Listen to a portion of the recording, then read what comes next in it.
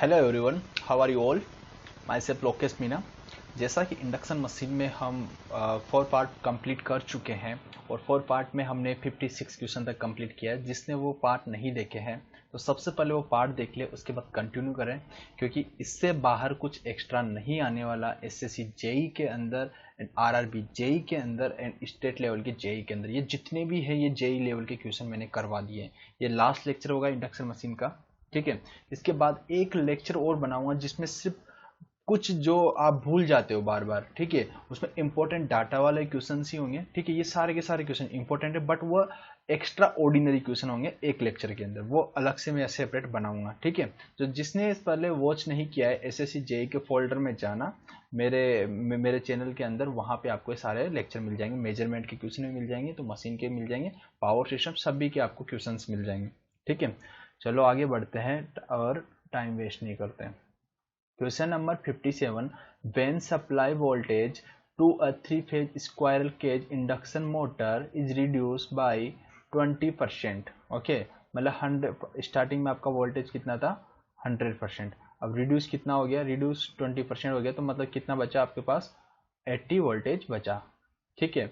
The maximum torque will be decrease, तो maximum torque कितना decrease हुआ ये आपको फाइंड आउट करना है। तो आपको भी पता है कि torque equals to K into S into E square into R two divided by R two square plus S X two zero का स्क्वायर, सॉरी ये रूट नहीं आएगा, R two square plus S X two square, ये आपके पास होता है, okay. तो ये कंडीशन जब आपके पास होती है तो आपने देखा होगा कि यहाँ पे सारी की सारी टर्म मैं कांस्टेंट मान लेता हूँ, ओके। तो torque directly proportional to E square, मतलब torque directly proportional to voltage का स्क्वायर, ओके। तो स्टार्टिंग कंडीशन में आपका जो मैक्सिमम टॉर्क होगा, ठीक है, directly proportional to 100 voltage square, मतलब स्टार्टिंग में आपका 100% था, ओके। अब आपको सेकंड कंडीशन में वोल्टेज क्या होगा, डिक्रीज हो गया 20%, तो आपका वोल्टेज कितना बचा 80%, तो T maximum two proportional to 80 voltage square, okay, इतना बचा।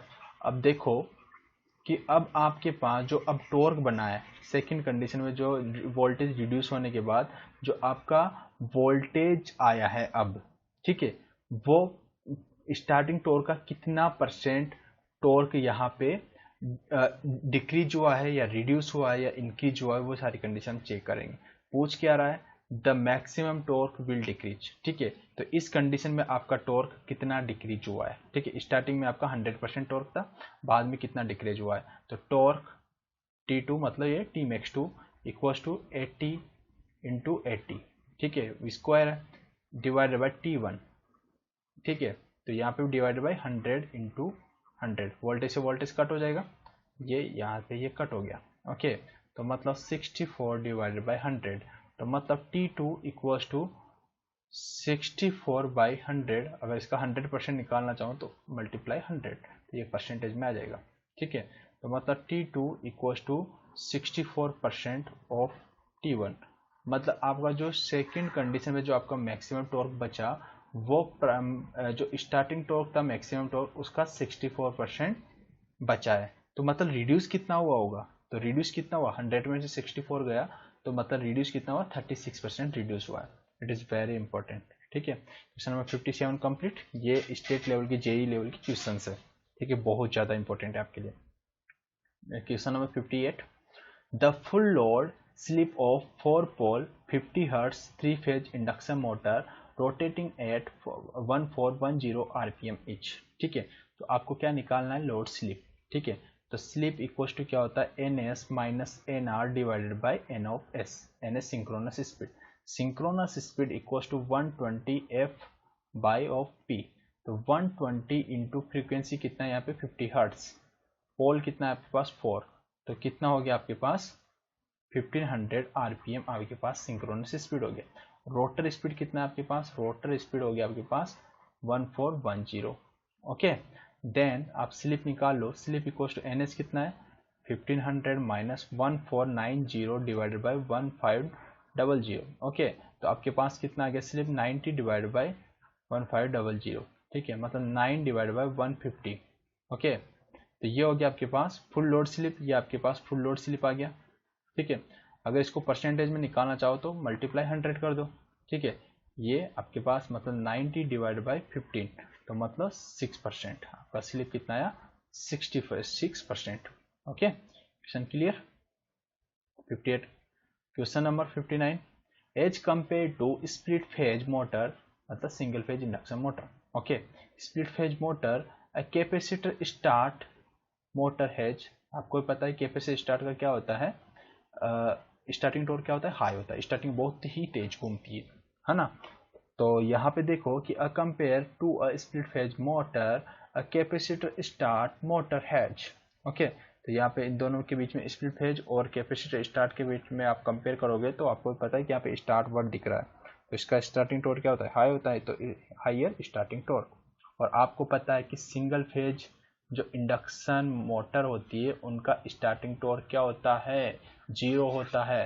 ठीक है, बट यहाँ पे कैपेसिटर स्टार्ट का स्टार्टिंग टॉर्क हाई होता है। ओके, हाईयर होता है, और ऐसे 3 फेज इंडक्शन मोटर का स्टार्टिंग टॉर्क भी हाई होता है। ओके, ये याद रखना। Question number 60, a centrifugal switch is provided for disconnecting the auxiliary winding in। Swap की सेम क्वेश्चन। ओके, ये आपके पास मेन वाइंडिंग, ये आपका सेंट्रीफ्यूगल स्विच, और ये आपका इधर का ऑक्सिलरी वाइंडिंग का रेजिस्टेंस एंड रिएक्टेंस। ठीक है, यहाँ पे भी इसका रेजिस्टेंस एंड रिएक्टेंस मतलब RM by XM। Okay, that is auxiliary winding, ये रोटर है आपका। Centrifugal switch is provide for disconnecting the auxiliary winding, अभी इसे डिस्कनेक्टिंग कर दिया। ठीक है, तो ये किसमें आपको देखने को मिलता है? ठीक है, ये किसके अंदर लगाया जाता है? तो इसके लिए आपको कौन सा ऑप्शन होगा देख लो यहाँ पे, capacitor start motor, capacitor run motor, reluctance motor, hysteresis motor. ठीक है, तो सेंट्रीफ्यूगल स्विच जो होता है वो किसके अंदर होता है? Centrifugal switch capacitor start motor के अंदर। ठीक है, कैपेसिटर स्टार्ट मोटर के अंदर आपके क्या होता है? Centrifugal switch. तो ऑप्शन क्या हो जाएगा? ए, और इसका स्टार्टिंग टॉर्क भी क्या होता है? High. Question number 61, a single phase motor is made self starting bye additional of. आपको भी पता है कि single phase induction motor self started नहीं होती है, जबकि 3 phase induction motor self starting होती है। ठीक है, तो यहाँ पे सेल्फ स्टार्टिंग नहीं होती है, तो इसको सेल्फ स्टार्ट बनाने के लिए आप क्या लगाते हो? ऑक्सिलरी वाइंडिंग लगाते हो ना। अब ये क्वेश्चन देखा, यहाँ पे ये ऑक्सिलरी वाइंडिंग है, ये किस लिए लगाई है? सेल्फ स्टार्टिंग करने के लिए। Okay, single phase induction motor को। तो यहाँ पे देख लो कि यहाँ पे सेल्फ स्टार्टिंग करने के लिए आप क्या लगाते हो? स्टार्टिंग वाइंडिंग बोलो या ऑक्सिलरी वाइंडिंग बोलो, बात एक ही है, option B. Okay, next question, the principle operation of 3 phase induction motor is most similar to that. ठीक है, single phase induction 3 phase induction motor है, उसका प्रिंसिपल बेसिकली इनमें से किसके सिमिलर होता है, किसके इक्वल होता है? तो आपको भी पता है कि जो रोटर का जो डायग्राम बनता है, इक्विवेलेंट डायग्राम इंडक्शन मशीन का, वो सेम एज ट्रांसफॉर्मर जैसा बनता है। ठीक है, अगर ट्रांसफॉर्मर के सेकेंडरी वाइंडिंग होती है, उसको जो सेकेंडरी वाइंडिंग होती है, ये प्राइमरी वाइंडिंग, सेकेंडरी वाइंडिंग को शॉर्ट कर दिया जाए तो सेम इंडक्शन मोटर वो ट्रांसफॉर्मर के ही प्रिंसिपल पे वर्क करती है, दोनों में कोई डिफरेंट नहीं रह जाएगा। तो आपको यहाँ पे ऑप्शन क्या हो जाएगा? Transformer with shorted secondary winding. Okay, next question 63, the speed of the rotating magnetic field in an induction motor is known as। ठीक है, तो आपको पता है कि ये स्टेटर पार्ट होता है ऊपर वाला। ठीक है, तो यहाँ से जो ये स्टेटर पार्ट है, तो यहाँ से जो कंडक्टर से यहाँ से स्पीड, जो कंडक्टर का जो यहाँ पे मैग्नेटिक फील्ड होता है उसका स्पीड क्या होता है? NS होता है, मतलब सिंक्रोनस स्पीड होता है, और यहाँ पे आपका फंडामेंटल फ्रीक्वेंसी होता है, और यहाँ पे आपका रोटर होता है। ठीक है, जो यहाँ पे जो आपका मैग्नेटिक फील्ड रोटेट होता है वो सिंक्रोनस स्पीड से ही तो रोटेट होता है। ठीक है, तो यहाँ पे the speed of rotating magnetic field in an induction motor is known as. तो क्या बोलोगे आप? जो आपका जो मैग्नेटिक फील्ड यहाँ पे रोटेट हो रहा है वो किस स्पीड से रोटेट हो रहा है? तो वो होता है सिंक्रोनस स्पीड से। जो स्टेटर पे होती है वो कौन सी स्पीड होती है? Synchronous speed. और यहाँ पे रोटेट क्या होता है? Magnetic field. तो ऑप्शन क्या होगा जाएगा? D. Next question, the purpose of skewing of rotor slot in induction motor. आप स्क्यूइंग क्यों करते हो? आप जैसे आपके पास जो रोटर होता है इंडक्शन मशीन में, ये रोटर है आपके पास, ठीक है।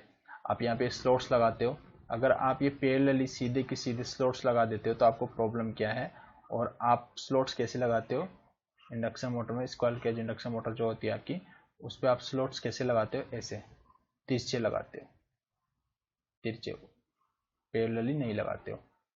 पैरेलली नहीं लगाते हो, इसका रीज़न क्या है, क्योंकि यहाँ पे अगर ये इस तरीके से पैरेलली आप लगाते हो तो यहाँ पे मैग्नेटिक लॉकिंग की कंडीशन ज़्यादा इंक्रीज हो जाती है, मैग्नेटिक लॉकिंग हो जाती है, इससे आपकी मशीन रुक जाती है और डैमेज हो जाती है। ठीक है, तो इसलिए आप पैरेलली नहीं लगाते हो उनको, और हमेशा स्क्यूइंग करके ही उनको लगाते हो। ठीक है, तो इसीलिए आपकी यहाँ पे इस तरीके से करने से वहाँ पे आपको क्या हो जाएगा कि यहाँ पे मैग्नेटिक लॉकिंग की कंडीशन नहीं आएगी। ठीक है, वो रिड्यूस हो जाएगी। ठीक है, तो इसलिए आप स्क्यू करते हो, ये स्क्यू मतलब इसको तिरछा लगाते हो स्लॉट्स को।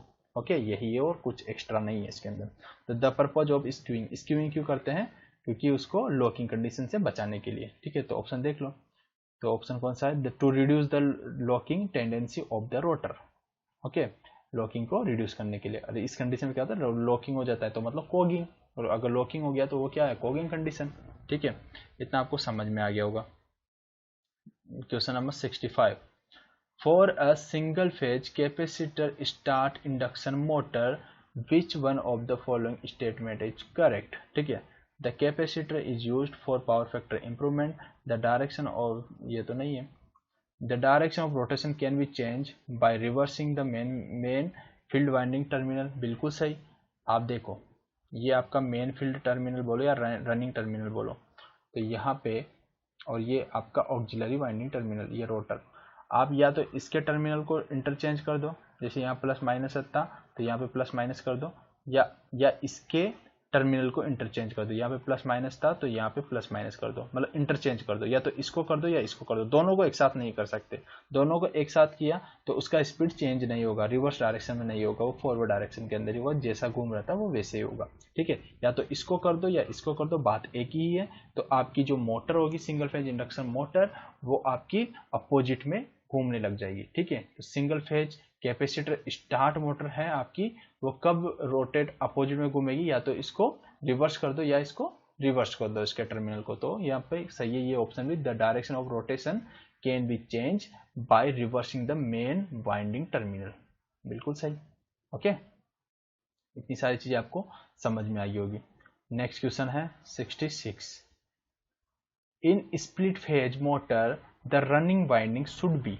तो अभी मैं बार बार बताते हुए आ रहा हूँ आपको कि जो ये आपकी जो मेन वाइंडिंग होती है, इसके अंदर जो रेजिस्टेंस होता है, ठीक है, इसके अंदर भी रेजिस्टेंस होता है, इसके अंदर भी रेजिस्टेंस होता है, इसको आप क्या बोलते हो, ऑक्सिलरी वाइंडिंग रेजिस्टेंस, इसको मेन वाइंडिंग रेजिस्टेंस। मैं बार बार बोलता हूँ कि auxiliary winding resistance always greater than to main winding resistance. अगर इसका रेजिस्टेंस कम है तो इसका करंट भी क्या होगा, रेजिस्टेंस ज़्यादा तो करंट भी क्या होगा, कम होगा, और इसका रेजिस्टेंस कम है तो यहाँ पे करंट भी क्या होगा, ज़्यादा होगा। ठीक है, तो क्वेश्चन देखो यहाँ पे, इन split phase motor the running winding should be.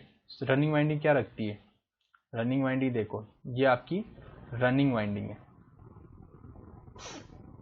हाँ ये आपकी रनिंग वाइंडिंग है। ठीक है, रनिंग वाइंडिंग बोलो या मेन वाइंडिंग बोलो, रनिंग वाइंडिंग मेन वाइंडिंग में रेजिस्टेंस क्या होता है, लो। ठीक है, इसका रेजिस्टेंस लो होता है तो इसका इंडक्टेंस जो होता है वो क्या होता है, हाई होता है। ठीक है, और इसका रेजिस्टेंस हाई होता है तो इसका इंडक्टेंस क्या होता है, लो होता है। ये भी याद रखना, अपोजिट होता है, सारी चीज़ इस तरीके से याद रखो। तो यहाँ पे split phase motor the running winding is low resistance and high inductance. ठीक है, और अगर ऑक्सिलरी की पूछता है तो high resistance and low inductance, ये चीज़ें याद रखना। Option B. Question number 66 complete. Question number 67, in an induction motor, if the rotor resistance is equal to standstill reactance, then the maximum torque equal to, आपको पता है कि torque equals to k s a2 square r2 divided by r2 plus x2। Okay, तो आपको पता है कि अगर आप R2 इक्वल्स टू x2 कर देते हो तो ये मैक्सिमम टॉर्क की कंडीशन है। ठीक है, मैक्सिमम टॉर्क की कंडीशन है R2 equals to x of 2। तो आप इस कंडीशन पे आपको क्या मिल जाएगा, मैक्सिमम टॉर्क। ठीक है, तो यहाँ पे क्या बोल रहा है कि in if an induction motor if the rotor resistance is equal to stand still reactance then the maximum torque, इस कंडीशन में आपका जो मैक्सिमम टॉर्क हो जाएगा वो स्टार्टिंग टॉर्क के इक्वल ही हो जाएगा। ओके, ऑप्शन कौन सा हो जाएगा, less than starting torque equals to starting, option B correct. ठीक है, यहाँ पे ये पार्ट हमारा कंप्लीट हो चुका है।